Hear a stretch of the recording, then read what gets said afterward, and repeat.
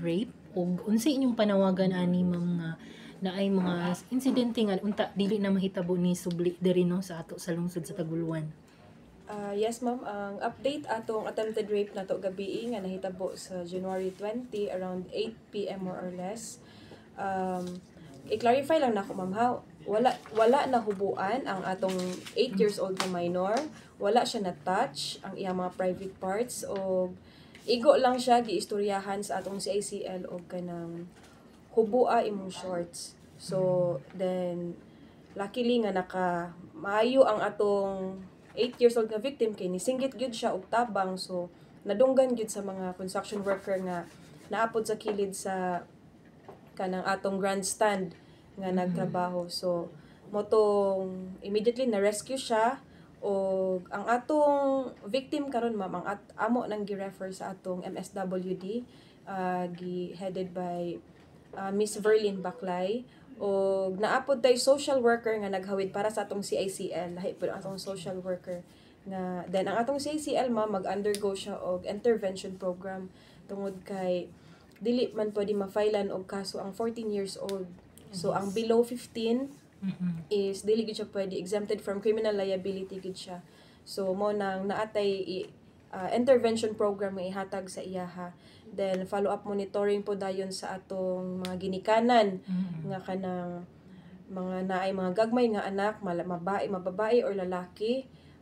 Kinahanglan mga ma'am and sir atong bantayan, atong i-focus gyud double time ta o kanang bantay sa atong mga anak.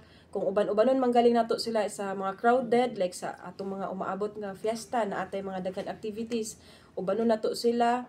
Make sure lang gyud nga safety nato sila nga dili nato bian-bian nga diha lang sa ka lingkod sa diha yag hawa, dili nato inanaon kay dili nato makontrol ang bata kung mulakaw o dili. Dapat 24 hours or kung ubanon nato sila sa mga crowded places, kinahanglan ato pud gid silang tutukan og ayo nga dili sila mawala sa atong panan-aw. Tapos unsa pa man kaning mga ginikanan pod nato nga ang mga ginikanan pod, hangyo lang pod ko nga kanang more on advice nato atong mga anak, especially kaning mga teenagers na nga kanang na-expose na og ayo sa mga internet, sa mga Facebook, YouTube or unsa pa na din nga mga social media nga kuan.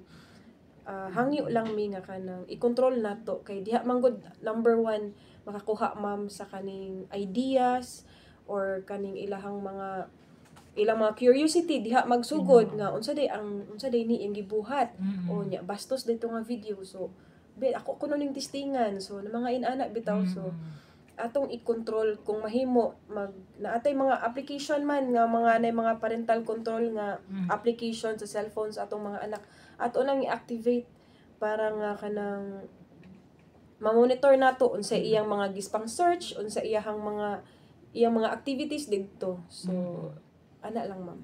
Oo. Thank you. Thank you.